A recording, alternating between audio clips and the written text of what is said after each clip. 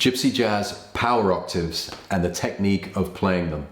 My name's Nolan, and in this series of videos I'm answering your questions on playing Gypsy Jazz guitar. And I always get a lot of questions about octaves in Gypsy Jazz, and there's various questions, like some people are asking about the fingering because it looks as though you're playing a chord. Some people are asking about the right hand, how do you get that attack to make them like Gypsy Jazz Power Octaves. And so I wanted to basically teach you the technique of playing them. Let's take the octave, let's play the D, and D. And there's two different positions you're going to use for the octaves. There's the octave between the bottom E string and the D string, and the A and the G, which is the same, it's a 2-fret gap. And then between the D and the B string, you've got a 3-fret gap, and between the G and the top E string, again, a 3-fret gap. So obviously you want to orientate your left hand before anything and realize that there's an octave A, and there's an octave D. And when you go to G, you've got to use the 3 frets, so there's an octave G. And then the same 3 frets for between the, there's an octave C. So there you go, you got your octaves.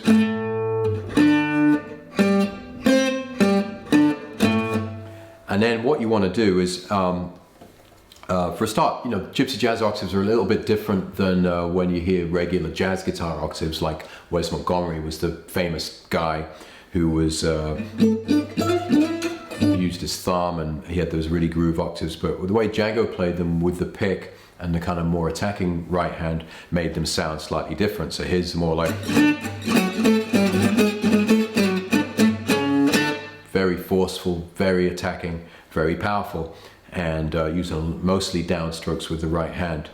So what we want to do, we first want to make sure that with the right hand, when we play across all the strings, so even if we're playing D here, D, D,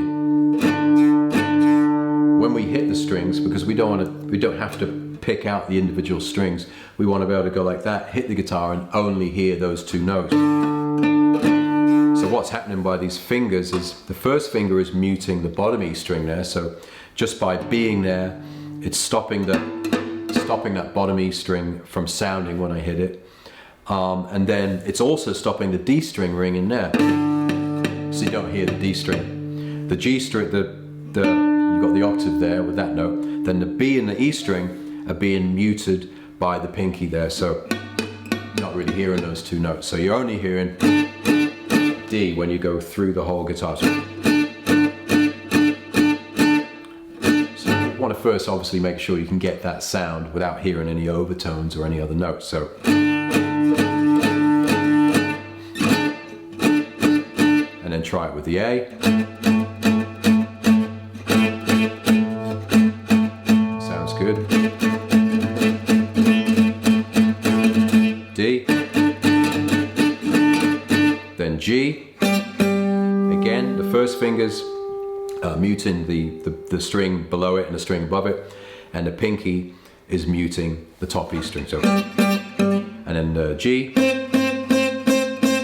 So get them nice and clean first.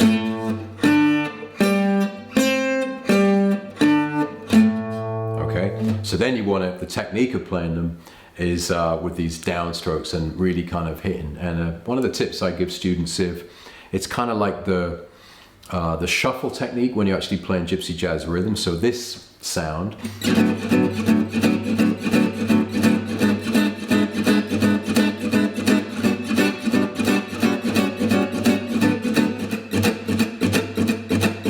that rhythm, which I call the Django shuffle. So it's try getting that rhythm.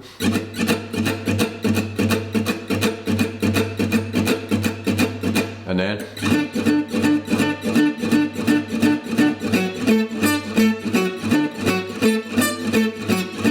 try that arpeggio, D, F sharp, A, D, with using that rhythm. So instead of bang,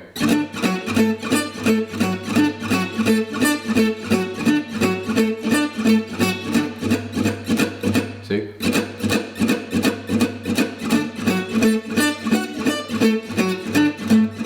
So that's what's making them sound like Gypsy octaves as opposed to, like I said earlier, Wes Montgomery jazz octaves. So that's it. That's the basic technique of octaves. They sound great, and any line that you can play with an octave, it sounds great in your solos. So definitely great to get this technique down.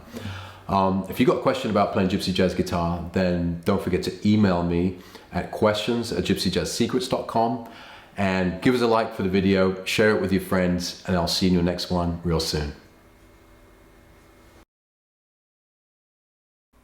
Hey, it's Robin. Did you like that lesson?